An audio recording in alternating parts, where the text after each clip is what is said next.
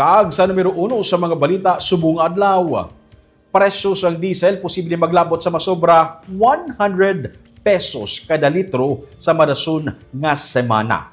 Gani mga drivers, may kinaiyan ang mga diskarte para hindi matamaan. Yaring report. Diri sa may Gatuslao Street sa Bacolod City, nagatubang nga ilang mga gas station sa Siniga Gas Station, line of 7 ang presyo sang diesel. Pagbalikin mo sa piyak, line of 8 naman. Pero next week, posible maglabot ini sa line of 1 or masubra sa 100 pesos. Gani ang mga driver, may napatina na nga mga gas stations nga patugungan kung diin sila makabarato, parehas na lang sa kay Celso Tomarse.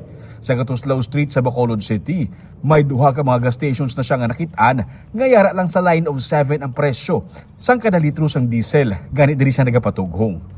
Sa tatlo ka mga gas stations nga nagaidas, halos 80 pesos, may man sang halos 79 pesos, kag may halos 86 pesos ang litro.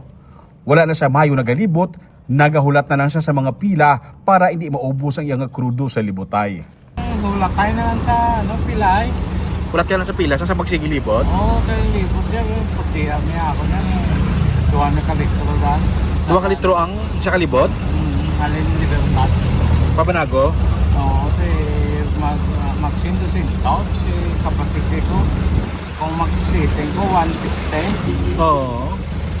Kung makuta ka sila sa may lang kung may nakita ko ako Humalin sa nag-big time oil price hike sa sininga semana, ang 500 pesos nga average take home niya nanging 200 pesos na lang. Next week, madugangan pagid ang antos ni Celso kay man, posible maglapaw na sa 100 pesos kada litro ang diesel. Kung ibase sa trading sa world market, posible nga yara sa 16 pesos ang isa ka sa diesel. Kag kun 85 pesos ang litro sa subong, magalabot na ini sa 101 pesos. Ang gasolina naman, 11 pesos kada litro ang isa ka sa world market, kag sa kerosene, 3 pesos kag 50 sentimos na lang. Pati taxi drivers nga gasolina ang ginatugong, wala man anay nagalibot, nagapangita na lang sa lugar nga pwede makapondo.